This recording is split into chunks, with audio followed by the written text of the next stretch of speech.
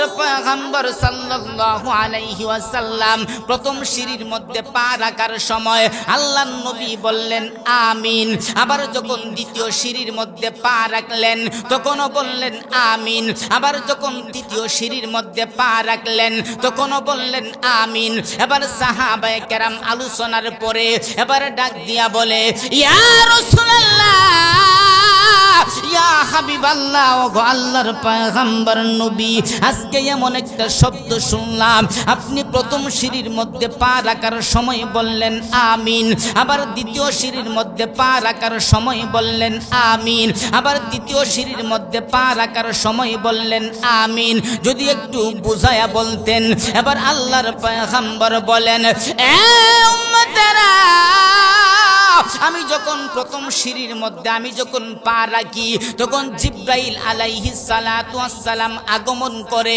জিব্রাইল আলাইহিস সালাতু ওয়াস সালাম বলতেছেন, ইয়া রাসূলুল্লাহ, ওই ব্যক্তি ধ্বংস হয়ে যাক যেই ব্যক্তির সামনে আপনার নাম নেওয়ার পরেও আপনার উপরে দুরূদ পড়ে না, ওই ব্যক্তি ধ্বংস হয়ে যাক। আমি বললাম আমিন। আমি যখন দ্বিতীয় সিঁড়ির মধ্যে পা রাখলাম আলাইহিস সালাতু ওয়াস সালাম বলেন, জিব্রাইল আলাইহিস সালাতু ওয়াস সালাম বলেন, ইয়া রাসূলুল্লাহ, ইয়া হাবিবাল্লাহ, ওই ব্যক্তি ধ্বংস হয়ে যাক যেই ব্যক্তি তার দুই মা বাবা উভয়জন কিংবা একজনকে বৃদ্ধ অবস্থায় পাইল কিন্তু পাওয়া অবস্থায় খেদমত কইরা জান্নাত অর্জন করতে পারল না, ওই ব্যক্তি ধ্বংস হয়ে যাক। আমি বললাম আমিন। যেই কথাটা ঘটনার যেই কথা টান দেওয়ার জন্য বোঝানোর জন্য বললাম, আল্লাহর পয়গম্বর তৃতীয় সিঁড়ির মধ্যে যখন পা রাখে এমতো অবস্থায় আল্লাহর নবী বললেন আমিন।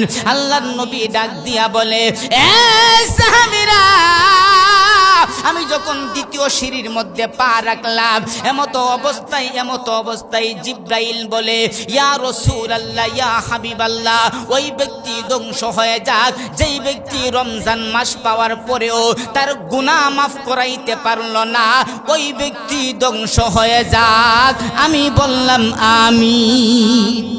তাহলে আল্লাহর নবী বলেন, ওই ব্যক্তি ধ্বংস হয়ে যাক যেই ব্যক্তি এত বড় রমজান মাস পাওয়ার পরেও তার গুনাহ মাফ করাইতে পারলো না, ওই ব্যক্তি ধ্বংস হয়ে যাক। আল্লাহর নবী কত কঠোরভাবে এই কথাটা বলেছেন। তাহলে আমরা যদি গুনাহ না মাফ করাইতে পারি তাহলে আমাদের মতো হতভাগা আর কেউ আছে? জোরে বলেন।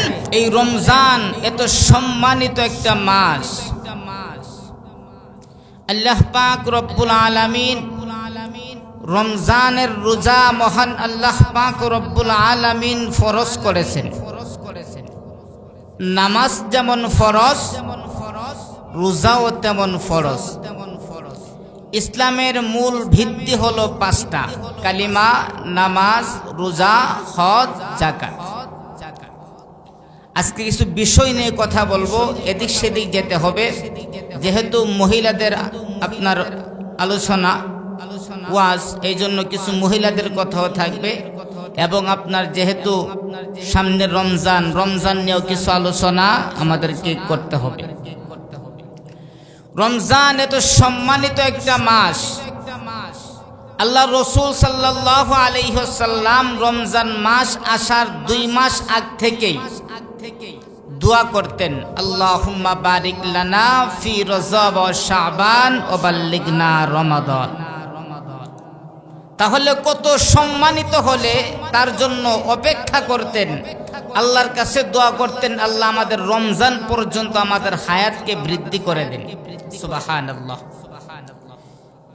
আল্লাহ রসুল সাল্লাল্লাহু আলাইহি ওয়াসাল্লাম বলেন, যখন রমজানের চাঁদ উদিত হয়, দেখা দেয়, তখন মহান আল্লাহ পাক রব্বুল আলামিন তার সাথে সাথেই জাহান্নামের 7টি দরজাকে বন্ধ করে দেওয়া হয়। সুবহানাল্লাহ। এবং জান্নাতের 8টি দরজাকে মহান আল্লাহ পাক রব্বুল আলামিন খুলে দেয়। সুবহানাল্লাহ। এবং আল্লাহ রাসূল সাল্লাল্লাহু আলাইহি ওয়াসাল্লাম বলেন, যখন রমজানের চাঁদ দেখা যায় তারপর থেকেই মহান আল্লাহ পাক রব্বুল আলামিন অসংখ্য অগণিত জাহান্নামীকে মহান আল্লাহ পাক রব্বুল আলামিন জাহান্নামীকে জাহান্নাম থেকে মুক্তি দিয়ে মহান আল্লাহ তাদেরকে জান্নাত দান করে। সুবহানাল্লাহ। এই রমজান মাস,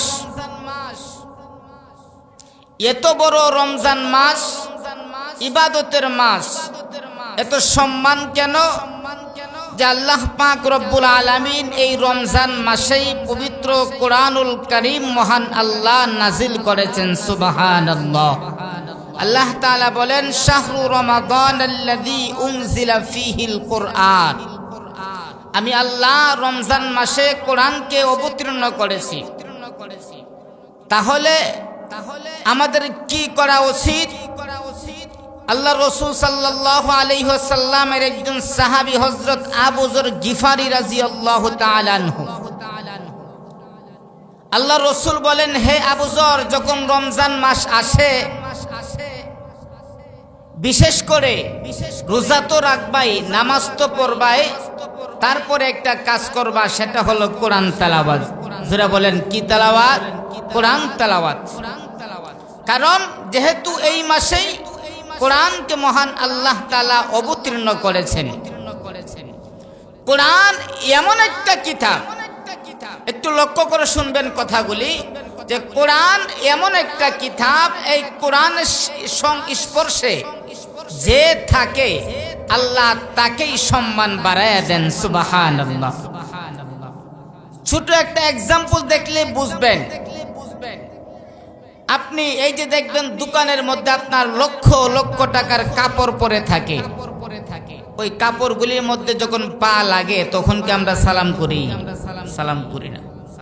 মাত্র 20 থেকে 25 টাকা বা 30 টাকা দিয়ে একটা কাপড় নিয়ে আসলেন, ওই কাপড়টা আপনার কোরআন শরীফের মধ্যে পেঁচাইয়া রাখছেন, ওই কাপড়টার মধ্যে যদি আপনার পা লাগে তাহলে কি আপনি সালাম করেন কিনা? কেন করেন? কারণ সম্মানার্থে। আপনাকে বলতেও হয় না, সম্মানটা মহান আল্লাহ অটোমেটিক আপনার ভিতরে ফিটিং করে দেয়। আপনার মিলের মধ্যে যাবেন, দেখবেন কাঠের অভাব নাই, কিন্তু এই বাবারা দুষ্টামি করো না, এই দুষ্টামি করলে তো সমস্যা হবে।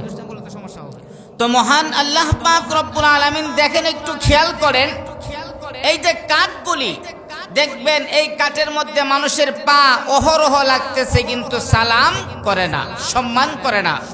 কিন্তু যেই আপনার একটা 50 টাকা দামের একটা কাঠ, সেটার মধ্যে আপনার কোরআন শরীফটা রাখার কারণে মহান আল্লাহ পাক রব্বুল আলামিন এই কাঠের সম্মান মহান আল্লাহ পাক রব্বুল আলামিন বাড়ায়া দিয়েছেন। সুবহানাল্লাহ।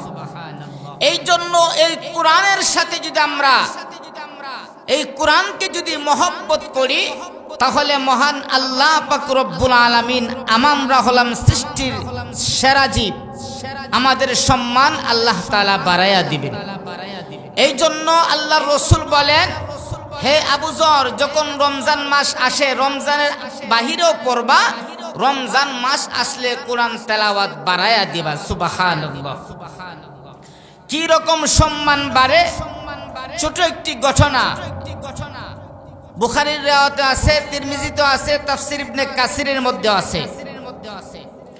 আল্লাহর রাসূল সাল্লাল্লাহু আলাইহি ওয়াসাল্লামের একজন সাহাবী যখন মাগরিবের পরে তিনি যখন সূরাতুল কাহাফ, সূরাতুল বাকারা যখন তিনি তেলাওয়াত করে, এমতো অবস্থায় তিনি তাকায়া দেখে তার পাশের মধ্যে একটা উট, ওই উটটা লাফাইতেছে।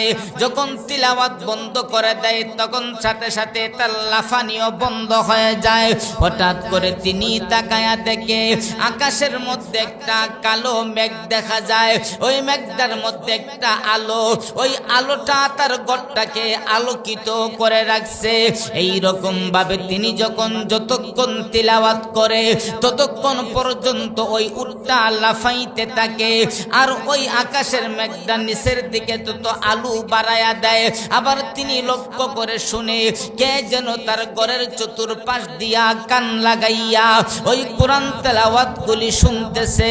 এমত অবস্থায় যখন তেলাওয়াত বন্ধ করে দেয়, ওই উটটাও আস্তে আস্তে ওই উটটা তার লাফানিও বন্ধ করে দেয়। যেই তেলাওয়াত শুরু করে আবার লাফায়। এমত অবস্থায় যখন তেলাওয়াত বন্ধ করে তখন আর তার লাফানিও বন্ধ হয়ে যায়। হঠাৎ করে তিনি চিন্তা করলেন তার সন্তান ইয়াহিয়া ঘুমিয়ে আছে। এমত অবস্থায় তিনি চিন্তা করে, এখন যদি আমি আরো বেশি তেলাওয়াত করি, আমার উটটা তো লাফাইতে লাফাইতে আমার সন্তানের উপরে উঠতে পারে, তাহলে তো আমার সন্তানটা হয়তো মারাও যেতে পারে। এমত অবস্থায় তিনি তেলাওয়াত বন্ধ করে দিয়া যখন সকালবেলা হলো, যখন ফজরের আজান দিলেন, ফজরের নামাজটুকু আদায় করে এমত অবস্থায় আল্লাহর পয়গম্বর সাল্লাল্লাহু আলাইহি ওয়াসাল্লামের কাছে গেলেন। গিয়া বলতেছে, ইয়া রাসূলুল্লাহ, ইয়া হাবিবাল্লাহ, ও আল্লাহর পয়গম্বর নবী, আজকে রাত্রিবেলা আমার সাথে এমন একটা ঘটনা ঘটলো গো নবী। ঘটনাটা হলো, আমি যখন কোরআন তেলাওয়াতের মধ্যে বসলাম, এমত অবস্থায় তাকায়া দেখি ওই উটটা লাফাইতে শুরু করেছে। যেই তেলাওয়াত বন্ধ করে দেয়, এমত অবস্থায় উটটাও আর লাফাই না, বন্ধ করে দেয়। আবার তাকায়া দেখলাম কে যেন আমার ঘরের চতুর্দিক দিয়া কান লাগাইয়া কোরআন তেলাওয়াত শুনতেছে।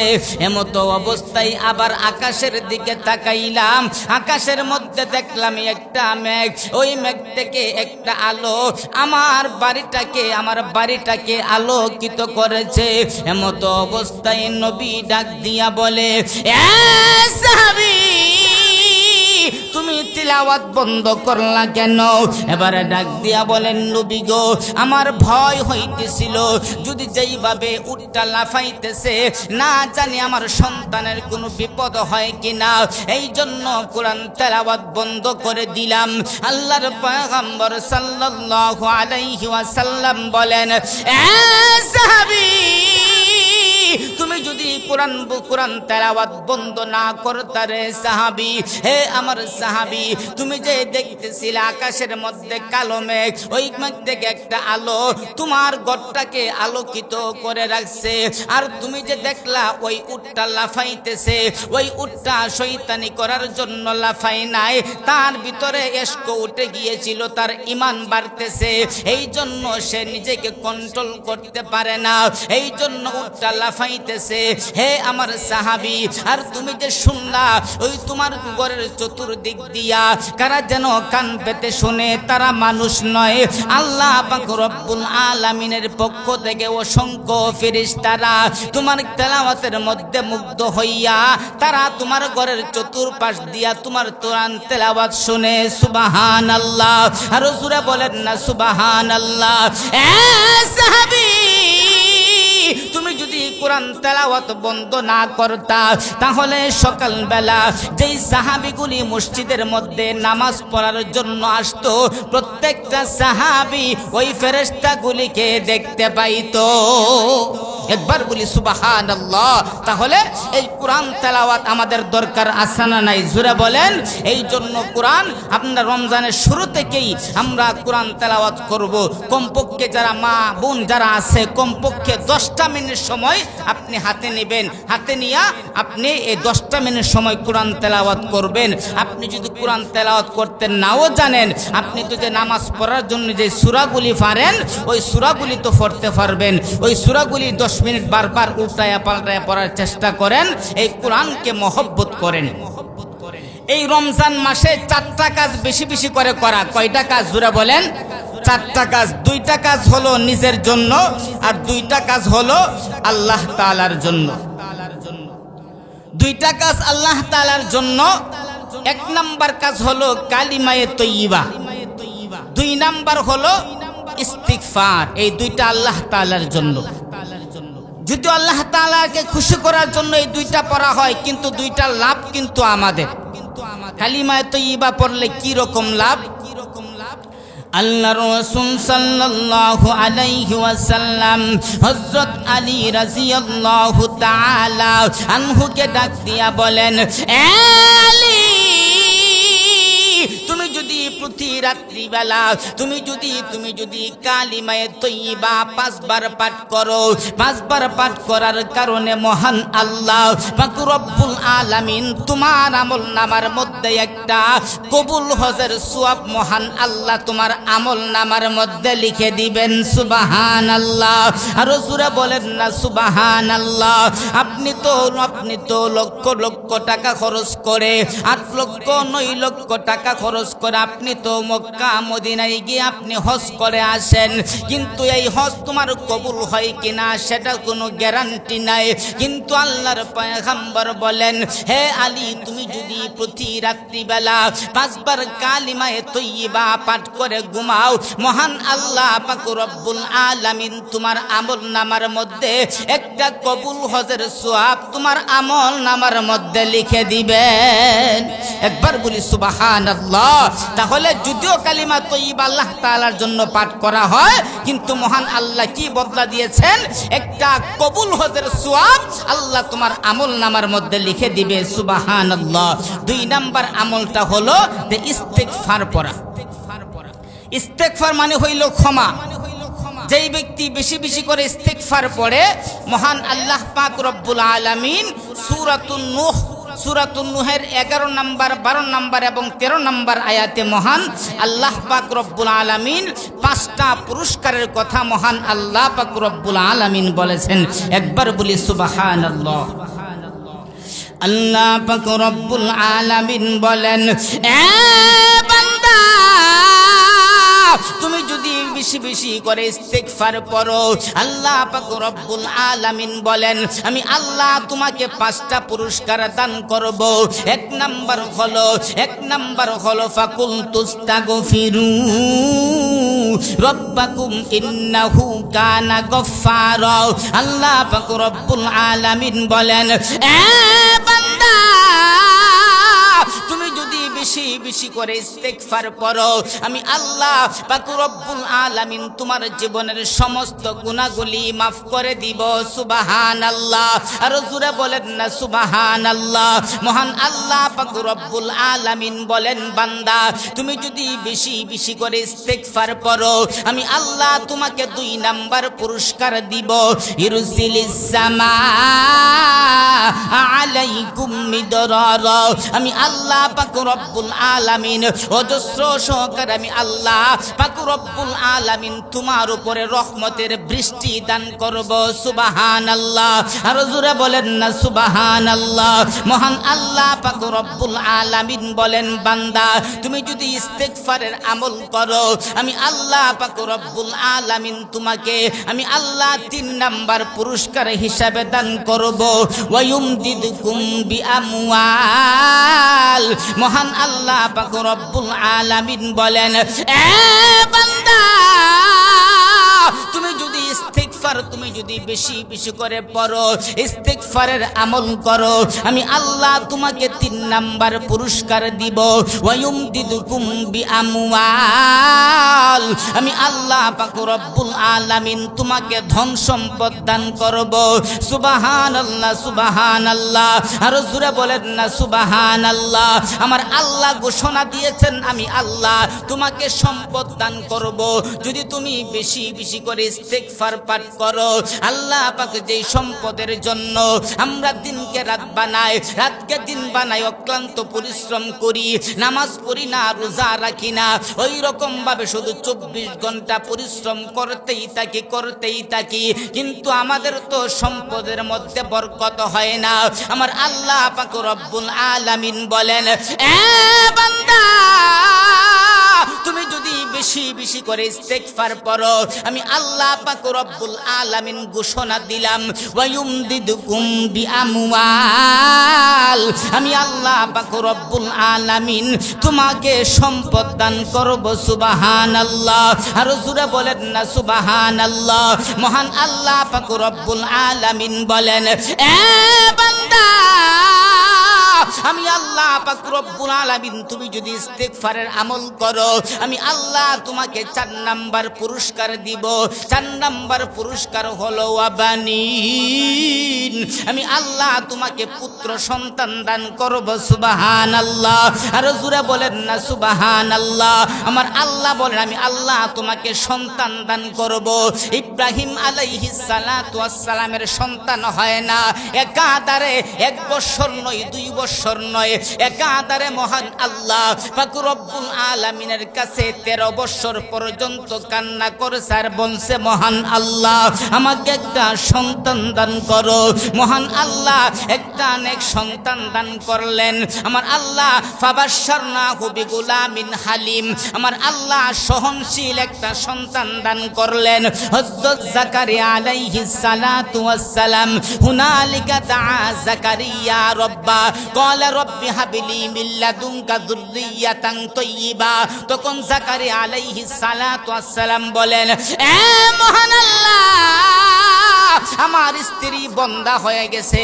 আমরা সাধারণত জানি মেডিকেল সায়েন্সেও বলে যারা বন্ধা হয়ে যায়, বন্ধা মহিলার ঘরে মহান আল্লাহ সন্তান দেয় না। কিন্তু জাকারিয়া আলাইহিস সালাতু ওয়াস সালাম বলেন মহান আল্লাহ আমি জানি আপনি তো বন্ধা মহিলার ঘরে সন্তান হয় না, কিন্তু মাওলা তুমি তো চাইলে দিতে পারো। আমার আল্লাহর কাছে যখন দোয়া করলেন ওই বৃদ্ধা মহিলা বন্ধা মহিলার ঘরে মহান আল্লাহ দুয়ার বরকতে মহান আল্লাহ জাকারিয়া আলাইহিস সালাতু ওয়াস সালামকে সন্তান দান করলেন। সুবহানাল্লাহ, আর জোরে বলেন না সুবহানাল্লাহ। এই জন্য আমার আল্লাহর কাছে কোনো কিছুর অভাব নাই, আমাদের চাওয়ার অভাব। যারা 20 বছর হয়ে গেছে 10 বছর হয়ে গেছে সন্তান হয় না, অনেক সময় পেরেশান হইয়া আপনার মাজারে মাজারে দৌড়ায়, আপনার গরু নিয়ে যায়, ছাগল নিয়ে যায়, অমুক বাবার দরবারে যায়, অমুক বাবার দরবারে যায়, কুতুব শাহর দরবারে যায়, শাহজালালের মাজারে যায়, কেল্লা বাবার মাজারে যায়, ল্যাংটা বাবার মাজারে যায়, গনিশার মাজারে যায় একটা সন্তান পাওয়ার জন্য। কিন্তু ওইখানে গিয়ে শিরিক করা যাবে না, ওইখানে যাওয়া যাবে না। একমাত্র মহান আল্লাহর কাছে তুমি চাও, আমার আল্লাহর কাছে কোনো কিছুর অভাব নাই। এই জন্য মহান আল্লাহ পাক রব্বুল আলামিন বলেন, এ বান্দা তুমি যদি ইস্তেগফারের আমল করো আমি আল্লাহ 4 নাম্বার যেই পুরস্কার দিব ওয়াবানিন, আমি আল্লাহ তোমাকে পুত্র সন্তান দান করব। সুবহানাল্লাহ, আর জোরে বলেন না সুবহানাল্লাহ। মহান আল্লাহ পাক রব্বুল আলামিন বলেন বান্দা তুমি যদি ইস্তেগফারের আমল করতে পারো আমি আল্লাহ তোমাকে 5 নাম্বার পুরস্কার দিব।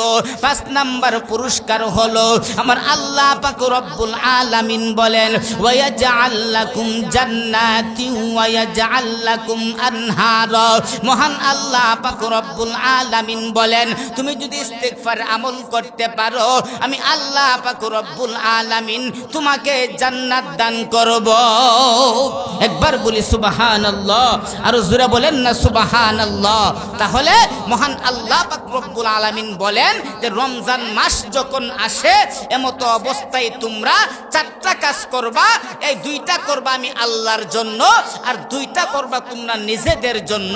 একটা হলো আমার জন্য যেটা করবা, একটা হলো কালিমায়ে তয়্যিবা, আর 2 নাম্বার হলো ইস্তেগফার। ইস্তেগফার বললে মহান আল্লাহ 1 নাম্বার পুরস্কার হলো জীবনের সমস্ত গুনাহ মহান আল্লাহ পাক রব্বুল আলামিন মাফ করে দিবেন। 2 নাম্বার হলো যে মহান আল্লাহ ইরসিলিস সামা আলাইকুম মিদরারা, আমার আল্লাহ রহমতের বৃষ্টি দান করবে। 3 নাম্বার হলো যে মহান আল্লাহ বলেন ওয়ায়ুমদিদকুম বিআমওয়াল, আমি আল্লাহ তোমাকে ধন সম্পদ বাড়ায়া দিব, ধন সম্পদে বরকত দান করব। 4 নাম্বার হলো আমার আল্লাহ বলেন ওয়াবানিন, হে বান্দা তুমি যদি ইস্তেগফারের আমল করতে পারো আমি আল্লাহ তোমাকে সন্তান দান করব। 5 নাম্বার হলো তুমি যদি ইস্তেগফারের আমল করো তাহলে আমি আল্লাহ তোমাকে জান্নাত দান করব। সুবহানাল্লাহ। সুবহানাল্লাহ। আর জোরে বলেন না সুবহানাল্লাহ। তাহলে এই জান্নাতকে আমরা পেতে চাই কি চাই না? জোরে বলেন। যদি পেতে চাই, যদি আমরা সন্তান পেতে চাই, অনেক সময় দেখবেন মানুষ যে কথাটা বলছিলাম একটু আগে, আপনার সন্তান হয় না, 5 বছর 6 বছর হয়ে গেছে, 10 বছর হয়ে গেছে, তারপরে অপারগ হইয়া অনেক সময় আপনার মাজারে মাজারে আপনার বকরি নিয়া, গরু নিয়া, ছাগল নিয়া দৌড়ায়, মান্নত করে। তখন আমার এই আপনার মাজারওয়ালা কি আপনার সন্তান দেওয়ার মালিক? জোরে বলেন। একমাত্র মালিক হলেন মহান আল্লাহ। আমার আল্লাহ নিজে বলেছেন ওয়াবানিন, আমার তো কোনো কথা না। আমার আল্লাহ বলেন তুমি যদি ইস্তিগফারের আমল করো, আমি আল্লাহ তোমাকে সন্তান দান করব। সুবহানাল্লাহ। তাহলে এক আল্লাহর উপরে ভরসা করে, এই ভাই, তাহলে আমার আল্লাহ বলেন বান্দা আমি আল্লাহ তোমাকে সন্তান দান করব, আমি আল্লাহ ঘোষণা দিলাম। তাহলে এতে আমাদের কোনো সন্দেহ আছে? এতে আমাদের কোনো সন্দেহ আছে? কিন্তু আমাদের চাওয়ার অভাব, আমরা ধৈর্য হারাইয়া ফেলি। ধৈর্য হারাইলে হবে না, আল্লাহর কাছে আমাদেরকে চাইতে হবে। আমার আল্লাহর কাছে কোনো কিছুর অভাব নাই। এই জন্য মা বোনের এবং বুড়া বাবারা 2টা কাজ আল্লাহর জন্য করবেন। একটা হলো কালিমায়ে তয়্যিবা 5 বার পড়বেন, বেশি বেশি, আরো বেশি বললে আরো বেশি সওয়াব। তারপরে আপনার ইস্তিগফার বেশি বেশি করে ইস্তিগফার পড়বেন। এখন আসেন 2টা কাজ হলো নিজের জন্য। একটা হলো আপনার জাহান্নাম থেকে মুক্তি, আরেকটা হলো জান্নাত কামনা। একটা হলো জাহান্নাম থেকে মুক্তি এবং জান্নাত কামনা। জাহান্নাম সম্পর্কে তো আমি 2-3 জায়গার মধ্যে আলোচনা করছি, তারপরে একটু টাচ না দিলে হয় না যে জাহান্নাম এমন একটা ভয়ঙ্কর জায়গা। ওই জাহান্নামের মধ্যে যখন জাহান্নামীদেরকে রাখা হবে আপনার লক্ষ কোটি কোটি বছর পর্যন্ত থাকার পরে এমত অবস্থায়, তখন জাহান্নামীরা জাহান্নামের আপনার আযাব আর সহ্য করতে পারবে না। এমত অবস্থায় মহান আল্লাহ পাক রব্বুল আলামিনকে বলবেন, আল্লাহ পাক রব্বুল আলামিনকে জাহান্নামীরা ডাক দিয়া বলবে, আল্লাহ পাক রব্বুল আলামিন ওই জাহান্নামীরা জাহান্নামের ভিতরে যখন আযাব ভোগ করবে, সহ্য করতে পারবে না। এমত অবস্থায় সর্বপ্রথম ওই জাহান্নামীরা জাহান্নামের সিপাহী যারা আছে, যারা প্রহরী আছে, তাদেরকে ডাক দিয়া বলবেন, হে প্রহরীরা, আমরা আর সহ্য করতে পারি না, আমাদেরকে একটু শান্তির ব্যবস্থা করে দাও। এমত অবস্থায় জাহান্নামের প্রহরীরা ডাক দিয়া বলবে, নাফরমানের দলেরা, তোমাদেরকে কি বোঝানোর জন্য কোন নবী রাসূল তোমাদের কাছে কি পাঠানো হয় নাই? তখন তারা বলবে, হ্যাঁ পাঠানো হয়েছিল, কিন্তু আমরা তখন বিশ্বাস করতাম না। এমত অবস্থায় তখন জাহান্নামীরা ডাক দিয়া বলবে, প্রহরীদেরকে ডাইকা লাভ নাই, চলো আমরা জাহান্নামের দারোগা মালিকের কাছে আমরা যাই। যখন মালিক ফেরেশতাকে ডাকবে, 1 দিন 2 দিন নয়, 1000 বছর পর্যন্ত যখন ডাকবে, 1000 বছর পরে ওই মালিক ফেরেশতা ডাক দিয়া বলবে, কি ব্যাপার তোমরা ডাকাডাকি করো কেন? এবারে ডাক দিয়া বলবে, হে মালিক ফেরেশতা, আমরা সহ্য করতে পারি না, আমাদের জন্য মহান আল্লাহ পাক রব্বুল আলামিনের কাছে বলেন না আমাদের যেন মৃত্যু দিয়া দেয়। তখন বলবে, ক্বালা ইন্নাকুম মাকিসুন, হে নাফরমানের দলেরা, চুপচাপ ওইখানে শাস্তি তোরা ভোগ করতে থাক। এমত অবস্থায় জাহান্নামীরা ডাক দিয়া বলবে, মালিক ফেরেশতাও কোনো কাজ করতে পারবে না। এবার তারা বলবে, আমরা মহান আল্লাহ পাক রব্বুল আলামিনকে ডাক দেয়। তখন তারা ডাক দিয়া বলবে, রব্বানা গলাবাত আলাইনা শিকওয়াতুনা ওয়া কুন্না কওমান দাল্লিন, রব্বানা আখরিজনা মিনহা ফাইন উদনা ফাইন্না যালিমুন। তখন তারা বলবে, হে মহান আল্লাহ, হে আমাদের রব, আমরা তো দুনিয়াতে থাকা অবস্থায় আমরা ছিলাম বিভ্রান্ত জাতি, আমরা ছিলাম দুর্ভাগা। হে মহান আল্লাহ, আমাদেরকে এই শাস্তি থেকে মুক্তি দাও, এই শাস্তি থেকে আমাদেরকে উদ্ধার করো। যদি আমরা পুনরায় আবার করি, তখন আমাদেরকে অপরাধী হিসাবে গণ্য করিও। মহান আল্লাহ পাক রব্বুল আলামিন তার পরের আয়াতের মধ্যে বলেন, ক্বালাকসাউ فيها ولا تكلمون মহান আল্লাহ পাক রব্বুল আলামিন বলেন এ নাফরমান আমি আল্লাহ পাক রব্বুল আলামিন কোরআন নাজিল করলাম তোদের কাছে আমি আল্লাহ নবী রাসূল পাঠাইলাম আলেম উলামা পাঠাইলাম তারা তোদেরকে বুঝাইছে তারপরেও বুঝোস নাই আল্লাহ পাক রব্বুল আলামিন বলেন তোরা এখানে এই অবস্থায় শাস্তি উপভোগ কর এবং তোরা আমাকে আর ডাকবি না আমার আল্লাহ রাগ হইয়া বলবে আমাকে আর ডাইকো না কোনো আল্লাহকে ডাইকা কোনো লাভ নাই এই জন্য আমাদেরকে যাদের গুনাহ হইছে আল্লাহ পাক রব্বুল আলামিনের কাছে এই গুনার প্রতি অনুতপ্ত হইয়া আমরা আল্লাহ পাক রব্বুল আলামিনের কাছে তওবা করতে হবে রমজানের শুরু থেকেই আমাদেরকে তওবা করতে হবে আল্লাহর রাসূল সাল্লাল্লাহু আলাইহি ওয়াসাল্লাম বলেন যে একদিন আল্লাহ রাসূল সাল্লাল্লাহু আলাইহি ওয়াসাল্লাম আপনার মিম্বরের মধ্যে উঠতেছে এমতো অবস্থায় আল্লাহ রাসূল সাল্লাল্লাহু আলাইহি ওয়াসাল্লাম আপনার সাহাবীদেরকে বলতেছেন হে সাহাবীরা তোমরা একটু আগায়া বসো আল্লাহর রাসূল সাল্লাল্লাহু আলাইহি ওয়াসাল্লাম মিম্বরের মধ্যে প্রথম সিঁড়ির মধ্যে যখন পা রাখলেন আল্লাহর পয়গম্বর সাল্লাল্লাহু আলাইহি ওয়াসাল্লাম এ দুনিয়ার মানুষ আল্লাহর পয়গম্বর সাল্লাল্লাহু আলাইহি ওয়াসাল্লাম প্রথম সিঁড়ির মধ্যে পা রাখার সময় আল্লাহর নবী বললেন আমিন আবার যখন দ্বিতীয় সিঁড়ির মধ্যে পা রাখলেন তখনও বললেন আমিন আবার যখন তৃতীয় সিঁড়ির মধ্যে পা রাখলেন তখনও বললেন আমিন এবার সাহাবায়ে কেরাম আলোচনার পরে এবার ডাক দিয়া বলে ইয়া রাসূলুল্লাহ ইয়া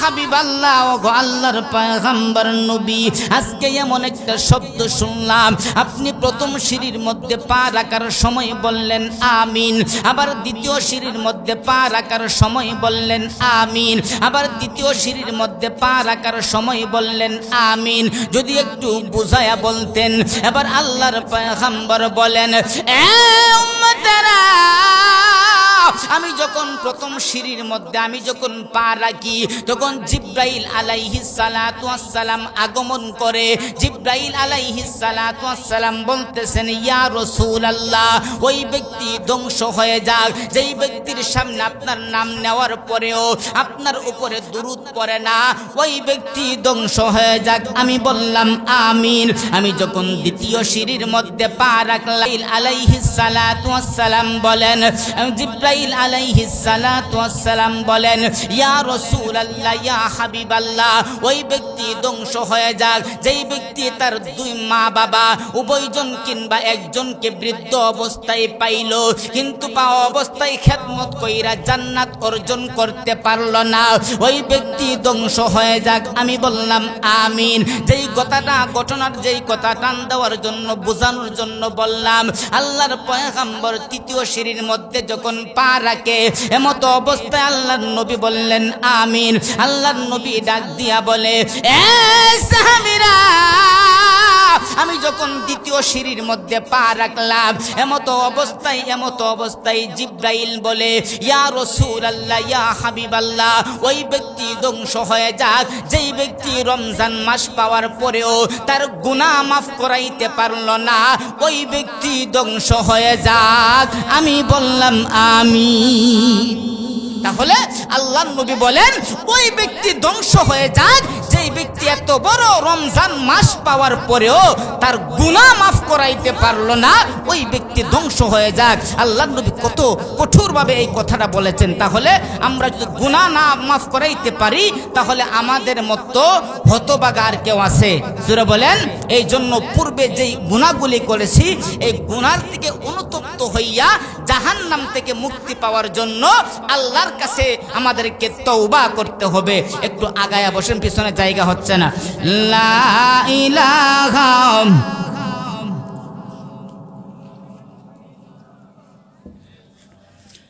লা ইলাহা বাজান একটু আগে বসেন লা ইলাহা ইল্লাল্লাহ লা ইলাহা ইল্লাল্লাহ লা ইলাহা ইল্লাল্লাহ লা ইলাহা ইল্লাল্লাহ লা ইলাহা ইল্লাল্লাহ মুহাম্মাদুর রাসূলুল্লাহ সাল্লাল্লাহু আলাইহি ওয়াসাল্লাম।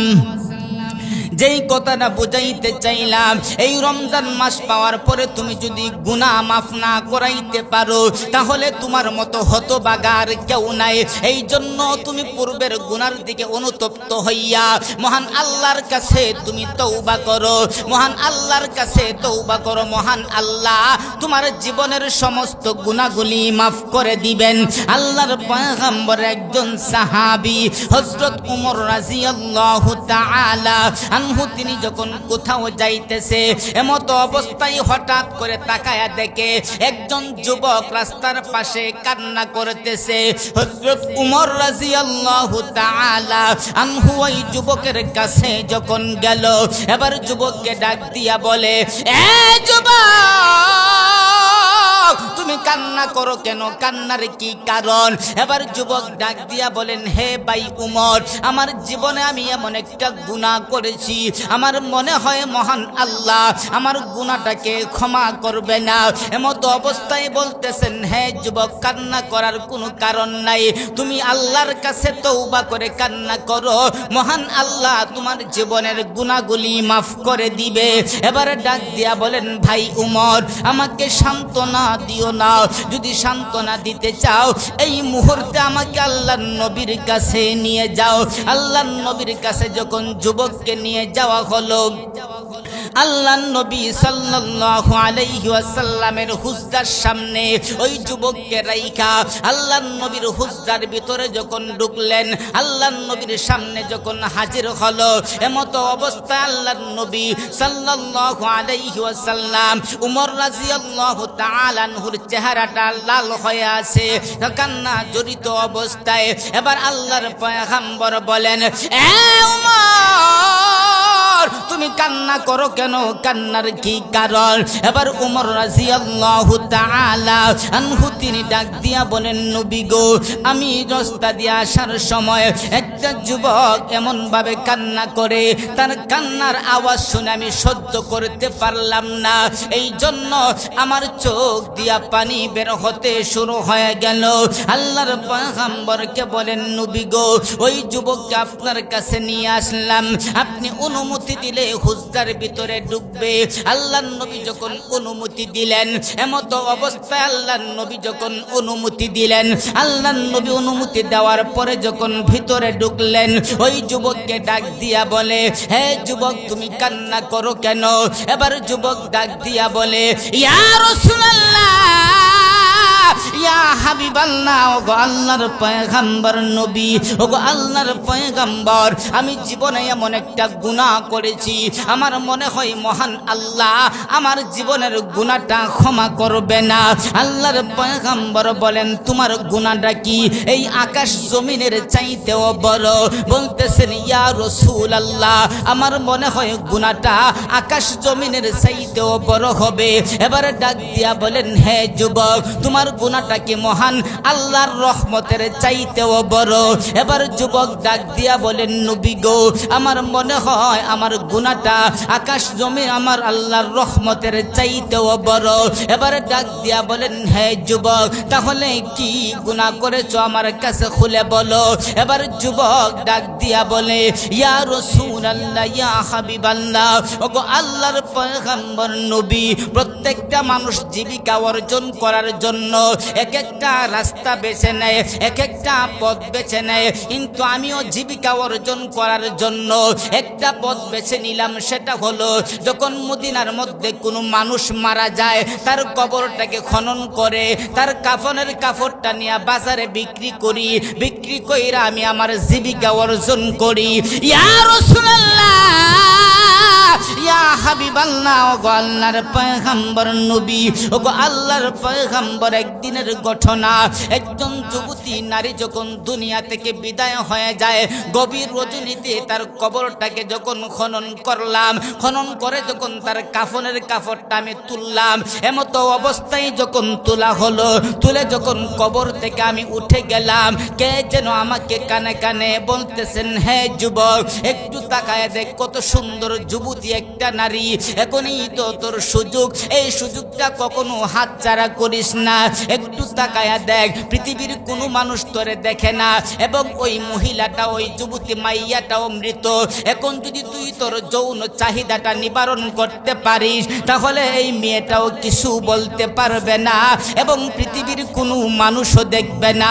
এমতো অবস্থায় নবী গো, আমি আবার কবরের ভিতরে ঢুকলাম, ঢুইকা আমি আমার যৌন চাহিদা নিবারণ করলাম। আমি যখন নিবারণ করে আমি যখন কবর থেকে উঠলাম, কে যেন কবর থেকে ডাক দিয়া বলে, এ যুবক, আমাকে একা পাইয়া তুই আমার সাথে যৌন চাহিদা নিবারণ করলি, আমি মৃত মানুষ, আমাকে তো নাপাক করে দিলি, তোর ভিতরে কি জাহান্নামের ভয় নাই? তোর ভিতরে কি কবরের আযাবের ভয় নাই? তোর ভিতরে কি হাসরের মাঠের ভয় নাই? তোর ভিতরে কি ভয় নাই? তাহলে মতো অবস্থায় যখন এই কথা বললেন, আমি আমার কাফনের কাপড়টা হাত থেকে রাইখা দিয়া আমার ভিতরে একটা ভয় এসে গেল।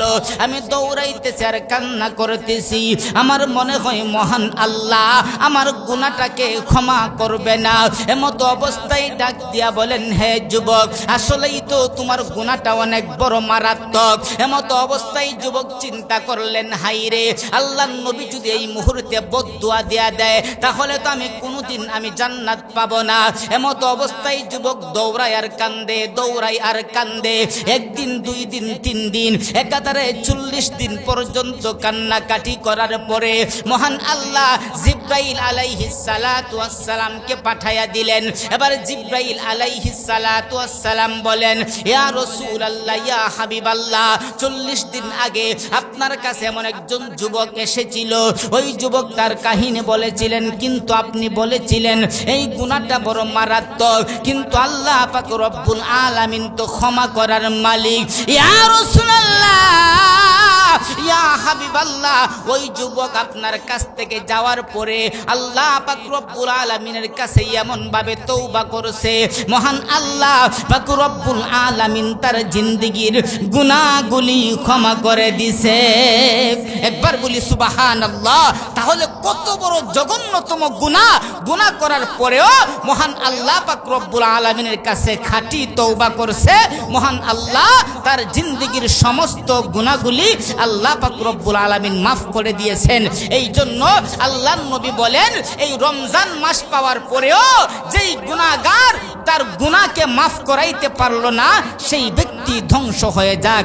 এই জন্য আপনার নিজের জন্য 2টা কাজ, একটা হলো জাহান্নাম থেকে মুক্তি, আর একটা হলো জান্নাত কামনা। আপনার সবচাইতে সুখের জায়গা হলো আপনার জান্নাত। সবচাইতে সুখের জায়গা কি? জান্নাত। জোরে বলেন, সবচাইতে সুখের জায়গা কি? জান্নাত। এই জন্য জান্নাতের ভিতরে মহান আল্লাহ অফুরন্ত সুখ আর সুখ নিয়ামত আল্লাহ পাক রব্বুল আলামিন রেখে দিয়েছেন। আমার জান্নাতটা কত বড়! আল্লাহর রাসূল সাল্লাল্লাহু আলাইহি ওয়াসাল্লাম বলেন, এ সাহাবীরা, যাকে সবচাইতে ছোট জান্নাতটা দেওয়া হবে, ওই জান্নাতটাও হবে এই দুনিয়া 10টার সমান। সুবহানাল্লাহ। আল্লাহর নবী সাল্লাল্লাহু আলাইহি ওয়াসাল্লাম বলেন, জান্নাতীরা যখন জান্নাতের ভিতরে আনন্দ করবে, এমতো অবস্থায় মহান আল্লাহ পাক রব্বুল আলামিন তাদেরকে যখন সালাম দিবে, আসসালামু আলাইকুম ইয়া আহলাল জান্নাহ, তখন জান্নাতীরা তাকায়া দেখবে কে সালাম দিল, তখন তারা খুঁজে পাইবে না। এমতো অবস্থায় মহান আল্লাহ পাক রব্বুল আলামিন বলবে, এ জান্নাতীরা, আর কেউ সালাম দেয় নাই, আমি আল্লাহ তোমাদেরকে সালাম দিলাম। সুবহানাল্লাহ। এমত অবস্থায় ডাক দিয়া বলবে, হে জান্নাতীরা, আমি আল্লাহ যে তোমাদেরকে বলেছিলাম আমি আল্লাহ তোমাদেরকে এতই নিয়ামত দান করব জান্নাতের ভিতরে, আমি যা যা বলেছিলাম তা তা তোমরা পাইছো কিনা? এমত অবস্থায় ডাক দিয়া বলবে, মহান আল্লাহ, তুমি যা যা বলেছিলা তার চাইতে 97 গুণ বেশি আমরা পাইছি। সুবহানাল্লাহ।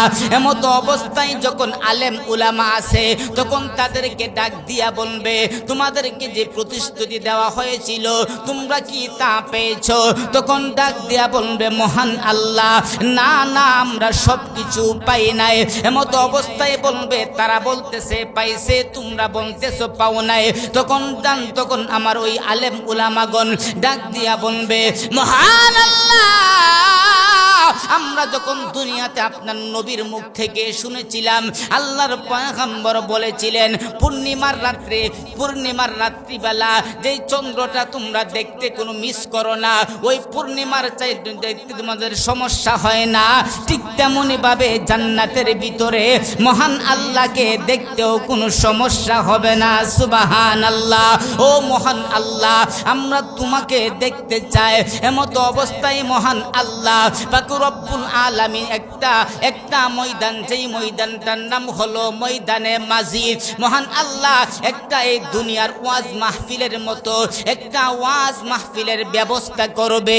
মহান আল্লাহ পাক রব্বুল আলামিন এই ময়দানে মসজিদটা কত বড়, আল্লাহর একজন হযরত জিবরাইল আলাইহিস সালাতু ওয়াস সালাম তিনি যখন দুনিয়াতে একদিন আসলেন, কেউ কেউ বলে একটা প্লেট, আবার কেউ কেউ বলে একটা মানচিত্র, আল্লাহর পয়গম্বর সাল্লাল্লাহু আলাইহি ওয়াসাল্লামের কাছে বলেন, ইয়া রাসূলুল্লাহ, ইয়া হাবিবাল্লাহ, একটা মানচিত্র নিয়ে আসলাম। আল্লাহর নবী বলেন, কেন নিয়ে আসলা? এবার জিবরাইল ডাক দিয়া বলে, ইয়া রাসূলুল্লাহ, ইয়া হাবিবাল্লাহ, ওগো আল্লাহর পয়গম্বর নবী, মহান আল্লাহ আমাকে একটা নয় দুইটা নয়, মহান আল্লাহ আমাকে 600 নূরের পাখা দান করেছে। সুবহানাল্লাহ, সুবহানাল্লাহ। একটা পাখার শক্তি এত বেশি, একটা পাখা দিয়া যদি আমি দুনিয়াটাকে তুইলা যদি একটা আসার মারি, একটু শক্তি হবে না। আমাকে যখন মহান আল্লাহ 600 নূরের পাখা দান করলেন, আমি মহান আল্লাহকে বললাম, মহান আল্লাহ আমাকে যে 600 নূরের পাখা দান করেছো, ওই পাখাগুলি আমি ওই পাখাগুলি পরীক্ষা করতে চাই। মহান আল্লাহ বললেন, হে জিবরাইল, যাও তুমি জান্নাত জাহান্নাম ঘুরে দেখো। আমি যখন জান্নাত জাহান্নাম ঘুরে দেখলাম, আমার একটা পাখার শক্তিও কই হলো না। এমত অবস্থায় মহান আল্লাহকে বললাম, মহান আল্লাহ আমাকে ওই রকম একটা জায়গা দাও যেখানে আমি আমার 600 নূরের পাখার পরীক্ষা করতে পারি। আমার আল্লাহ বলেন, যাও জান্নাতের ভিতরে ময়দানে মসজিদ একটা জায়গা আছে, একটা মাঠ আছে, সেটা গিয়া প্রদর্শন করো। যখন জিবরাইল আলাইহিস সালাতু ওয়াস সালাম ময়দানে মসজিদের মধ্যে গেলেন, তিনি যখন ডাক দিয়া বলে, ইয়া রাসূলুল্লাহ, ইয়া হাবিবাল্লাহ, ওগো আল্লাহর পয়গম্বর নবী, আমি যখন প্রথমবারই আমি আমার একটা পাখা মেইলা আমি যখন টান দিলাম, একটা পাখার শক্তি শেষ হয়ে গেল, তারপরে আরেকটা পাখা আমি দিলাম, এই রকম ভাবে আমি 100 পাখা যখন দিয়া টান দিলাম, 100 পাখার আমার শক্তি শেষ হয়ে গেল। এইভাবে আমি আমার 600 নূরের পাখা দিয়া যখন টান দিলাম, 600 নূরের পাখার শক্তি একেবারে ক্ষয় হয়ে গেল। সুবহানাল্লাহ। আমার আল্লাহকে ডাক দিয়া বললাম, মহান আল্লাহ, আমি যে 600 নূরের পাখা দিয়া টান দিলাম, আমার 600 নূরের পাখার শক্তি শেষ হয়ে গেছে। ও মহান আল্লাহ, আমি কতটুকু পার হইতে পারছি তুমি বলো না। মহান আল্লাহ ডাক দিয়া বলে, এ জিবরাইল, তোমার 600 নূরের পাখা দিয়া তুমি যে টান দিলা, ওই যে ময়দানে মসজিদের একটা কোনাও অতিক্রম করতে পারো না। একবার বলি সুবহানাল্লাহ, আর জোরে বলেন না সুবহানাল্লাহ। এই জান্নাতে ময়দানে মসজিদের মধ্যে মহান আল্লাহ পাক রব্বুল আলামিন একটা মাহফিলের ব্যবস্থা করবে। আমার আল্লাহ পাক রব্বুল আলামিন ফেরেশতাদেরকে বলবে, ও আমার ফেরেশতারা, সমস্ত জান্নাতীদের জন্য এক একটা আসনের ব্যবস্থা করো, বিশাল বড় একটা স্টেজ বানাও। একটা স্টেজ যখন বানানো হবে, এই স্টেজের মধ্যে 3টা চেয়ার থাকবে। একটা থাকবে বিশেষ অতিথি, একটা থাকবে প্রধান অতিথি, আর একটা থাকবে সভাপতি। যখন স্টেজ বানানো হবে, যখন প্যান্ডেল বানানো হবে, প্যান্ডেলের মধ্যে আমার আল্লাহ ডাক দিয়া বলবে, হে আমার ফেরেশতারা, ওই প্রত্যেকটা জান্নাতীর জন্য একটা একটা করে একটা আসনের ব্যবস্থা করো। সুবহানাল্লাহ।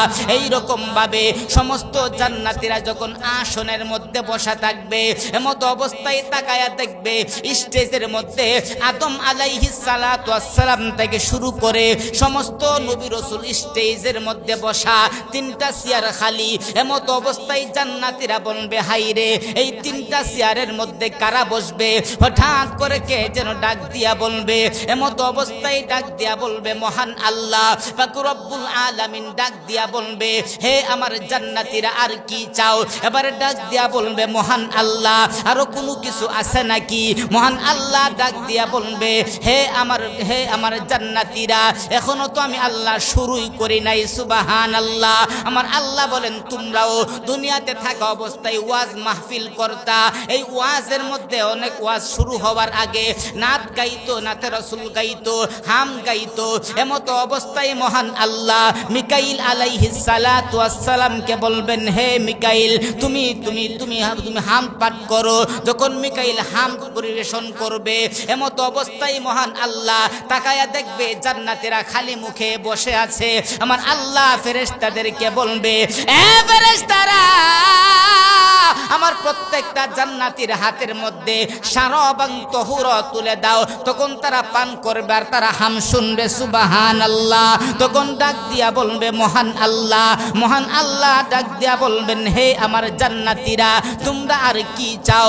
তখন ডাক দিয়া বলবে, মহান আল্লাহ, আরো কোনো কিছু আছে নাকি? তখন ডাক দিয়া বলবে, এখনো তো আমি শুরুই করি নাই। আমার আল্লাহ ডাক দিয়া বলবে, দাউদ আলাইহিস সালাতু ওয়াস সালাম আপনার বিশেষ অতিথির চেয়ার গ্রহণ করবে। আমার আল্লাহ পাক রব্বুল আলামিন প্রধান অতিথির চেয়ার হযরত মুহাম্মদ মুস্তাফা সাল্লাল্লাহু আলাইহি ওয়াসাল্লাম গ্রহণ করবে। সভাপতির চেয়ার মহান আল্লাহ পাক রব্বুল আলামিন স্বয়ং নিজেই গ্রহণ করবেন। সুবহানাল্লাহ। আর জোরে বলেন না সুবহানাল্লাহ। মহান আল্লাহ পাক রব্বুল আলামিন বিশেষ অতিথি হযরত দাউদ আলাইহিস সালাতু ওয়াস সালামকে বলবে, হে আমার পয়গম্বর দাউদ, আমি আল্লাহ তোমাকে এত সুন্দর কণ্ঠ দিয়েছিলাম, আমি আল্লাহ তোমার উপরে জবুর কিতাব নাজিল করেছিলাম, এত সুন্দর করে তুমি জবুর পড়তা, এই তোমার এই তেলাওয়াতের কারণে আকাশের উড়ন্ত পাখি পর্যন্ত বসে যাইতো। শুধু তাই নয়, নদীর ওই মাছগুলি কিনারে চলে আসতো তোমার তাওরাত, তোমার জবুর কিতাব শোনার জন্য। আমি আল্লাহ তোমাকে আজকে ঘোষণা দিলাম, আমি আল্লাহর কোরআন তুমি তিলাওয়াত করো। দাউদ আলাইহিস সালাতু ওয়াস সালাম সূরাতুল মুলক তিলাওয়াত করবে। তখন তারা যখন জান্নাতীরা একদিন নয়, 2 দিন নয়, একাধারে 40 বছর পর্যন্ত তিলাওয়াত শুনবে। সুবহানাল্লাহ। এমত অবস্থায় মহান আল্লাহ আমাদের নবী হযরত মুহাম্মদ মুস্তাফা সাল্লাল্লাহু আলাইহি ওয়াসাল্লামকে ডাক দিয়া বলবে, এ আমার হাবিব, আমি আল্লাহ আপনার উপরে কোরআন নাজিল করেছি। এই কোরআনের জন্য আপনি এত রক্তাক্ত হয়েছেন তায়েফের ময়দানে, এই কোরআনের জন্য আপনি কত কষ্ট করেছেন। আপনি আপনার উম্মতদেরকে কোরআন তেলাওয়াত করে শুনান। এমত অবস্থায় নবী সূরাতুল ইয়াসিন তেলাওয়াত করে শুনাইবেন। সুবহানাল্লাহ। একদিন নয়, 2 দিন নয়, একাধারে 500 বছর পর্যন্ত নবীর কোরআন তেলাওয়াত শুনতে থাকবে। সুবহানাল্লাহ। এমত অবস্থায় মহান আল্লাহ বলবে, হে আমার জান্নাতীরা, এখন তোমরা আর কি চাও? এবারে ডাক দিয়া বলবে, মহান আল্লাহ, আরো বাকি আছে নাকি? আমার আল্লাহ ডাক দিয়া বলবে, এখনো তো শুরুই করি নাই। সুবহানাল্লাহ। আমার আল্লাহ ডাক দিয়া বলবে, এ জান্নাতীরা, যেই কোরআনকে আমি আল্লাহ আকাশ এবং জমিন পাহাড় পর্বত সবাইকে দিলাম, কেউ নিতে রাজি হইল না। আমি আল্লাহ পাক রব্বুল আলামিন আমার বান্দার সিনার মধ্যে দিলাম। আমি আল্লাহ পাক রব্বুল আলামিন এই কোরআন স্বয়ং নিজেই মহান আল্লাহ পাক রব্বুল আলামিন তেলাওয়াত করতে শুরু করবে। মহান আল্লাহ সূরাতুর রহমান তেলাওয়াত করে শুনাইবেন। কতদিন শুনাইবে মহান আল্লাহ পাক রব্বুল আলামিন ভালো জানে। একবার বলি সুবহান সুবহানাল্লাহ।